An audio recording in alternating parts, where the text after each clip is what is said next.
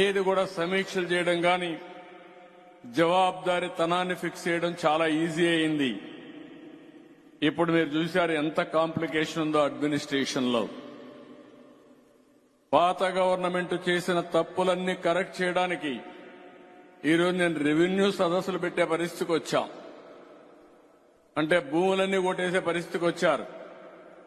దొంగలు గాని టెక్నాలజీ చేతికొస్తే ఏం చేస్తారో అది ఒక ఉదాహరణ. మీకు అందరికీ భూ కబ్జాలు పెద్ద ఎత్తున జరిగాయి.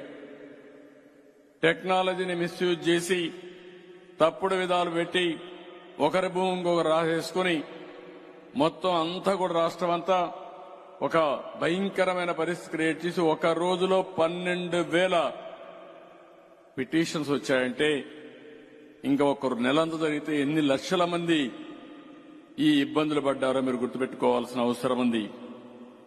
నేను ఎప్పుడు కూడా ఇంకొక పక్కన చూస్తే గడిచిన 5 సంవత్సరాల్లో పవర్ సెక్టర్ అంతా కూడా దెబ్బతినే పరిస్థితికి వచ్చింది. పీపీఏలు రద్దు చేశారు. కరెంటు వాడకుండా వాళ్ళకు డబ్బులు కట్టే పరిస్థితికి వచ్చారు. ఆ సమయంలో కరెంటు లేదు కాబట్టి 7 రూపాయలు 8 రూపాయలు పెట్టి ఓపెన్ మార్కెట్లో కొనే పరిస్థితికి వచ్చారు. పవర్ స్టేషన్స్ అన్ని సకాలానికి పూర్తి చేయకుండా దానివల్ల కరెంటు ఉత్పత్తి కాకుండా మళ్లీ ఎక్కడెక్కడో అప్పులు చేసే పరిస్థితికి వచ్చారు.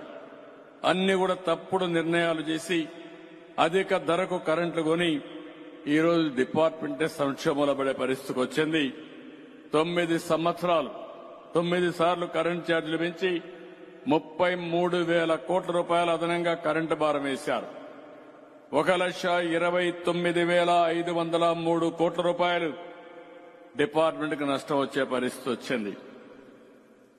నేను అందుకని ఇవన్నీ సమీక్ష చేస్తున్నా.